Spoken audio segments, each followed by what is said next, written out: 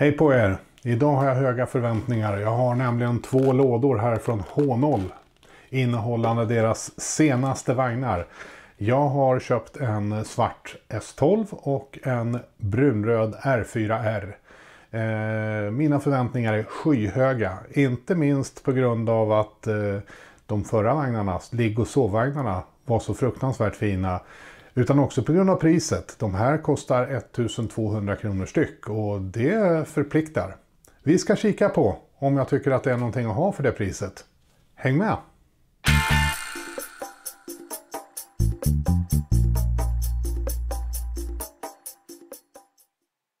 Och här har vi den. Den är första vagnen. Brunröd R4R. Gammal klassisk 80-tals restaurangvagn med Intercity-pilarna på. Förpackningen känns precis likadan som de tidigare vagnarna från H0. Till och med den här plasten känns som den är av en viss kvalitet. Tar du vagnen här och tittar och jajamensan, det här är fina saker. Detaljnivån är ju helt otrolig. Trycken är jättefina, tydliga, klara. Det här tycker jag är så häftigt. Jag har aldrig sett något liknande. Mjuka bälgar. Fjädrande buffertar. Fotstegen är genombrutna. Jättesmäckra och fina ledstänger. Ja, det är detaljer. Till och med de här små handtagen är ju inte riktigt gjutna i plasten på det här sättet. Det är liksom inte en hel bit utan det är verkligen handtag. Men det här är ju något alldeles utöver det vanliga. Bogen har fjädring. Jag har aldrig sett något liknande. Det här är ju så häftigt för en detaljnörd som jag.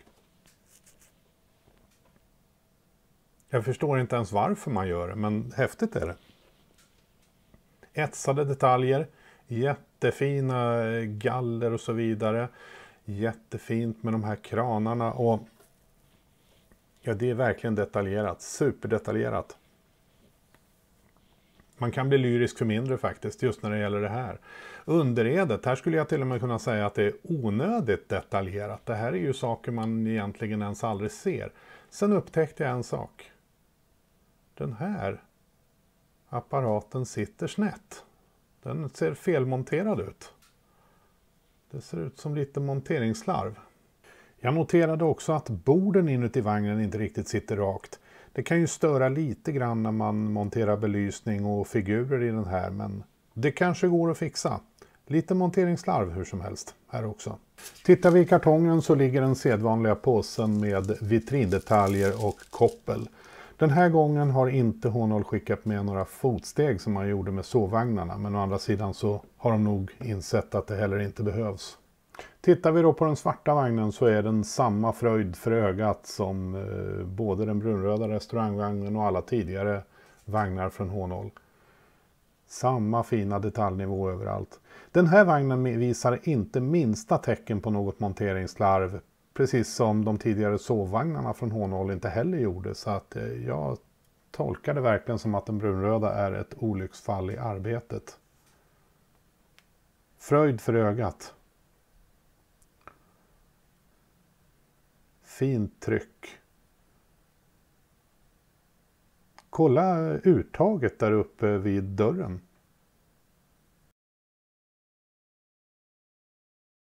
Om vi går över till det rent praktiska så kan jag säga att de här vagnarna är föredömligt lätta att öppna.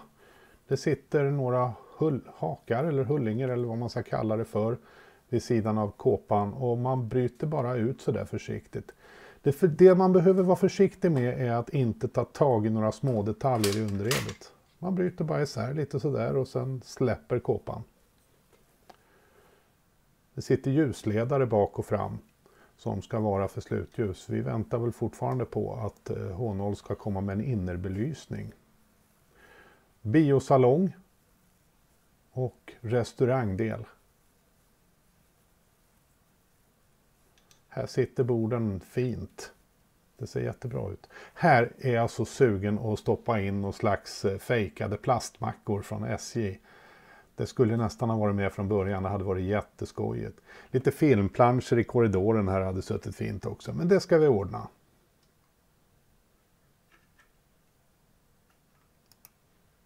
Den bruna vagnen är ju naturligtvis precis lika enkel att öppna. Det är samma procedur. Se upp för små detaljerna så man inte bryter av dem.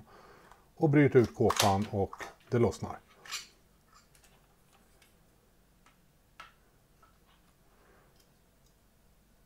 Fint detaljerat. Även här skulle man ha behövt lite SJ-mackor inlindade i plast. Men man kan inte få allt.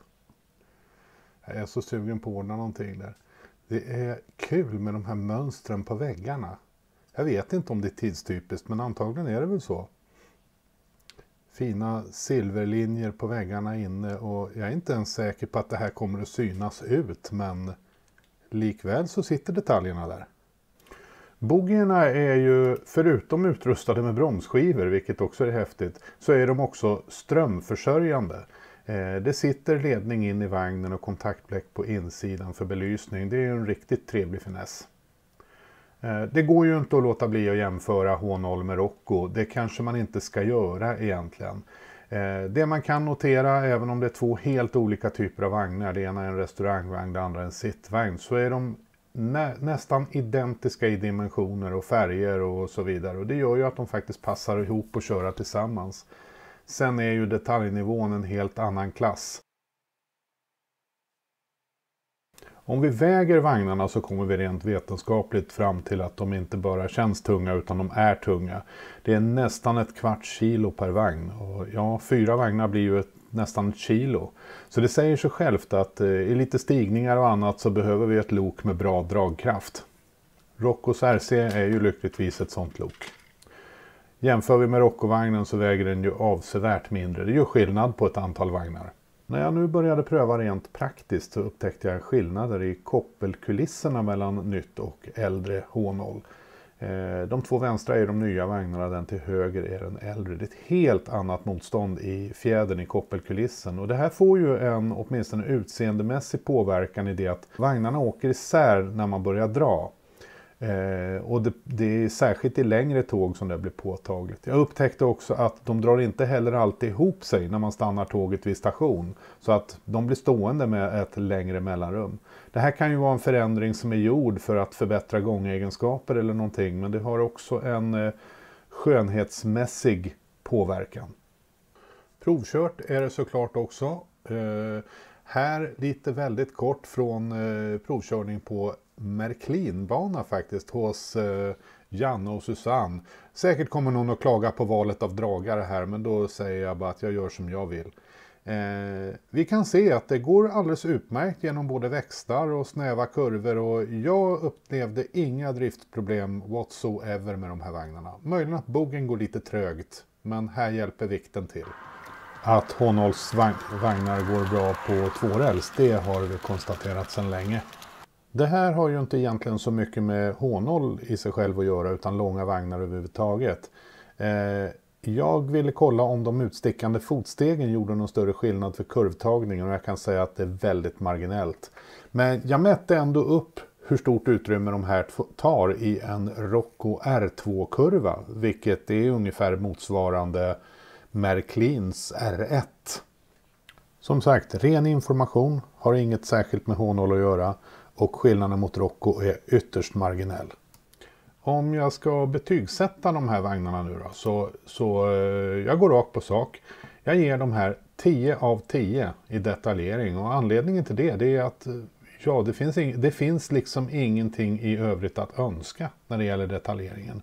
Det finns en till aspekt när vi pratar om detaljeringen på de här vagnarna och det är ju förebildstrohet. Jag är helt enkelt inte kompetent nog att racka ner på alla detaljer och kompromisser som har gjorts i det här fallet för att jag kommer förmodligen ändå ha fel. De här vagnarna har förändrats rätt mycket under åren. Det är klart att jag kan se vissa kompromisser som är gjorda, exempelvis att boggiesidorna inte sitter fast i vagnskorgen, men det är ju en kompromiss som är av nöden tvungen för att få den funktion som är önskad. Så återigen, 10 av 10 för detaljeringen. Det kan ju hända att det kommer något värre framöver men då får jag väl ändra betyget i så fall. När vi pratar om drift så ger jag de här vagnarna 9 av 10. De fungerar riktigt bra. Koppelkulisserna fungerar bra även om jag drar ner lite på betyget då för att jag tycker att de glappar glappar lite för mycket. Men det är en skönhetsdetalj egentligen. Det fungerar som sagt bra.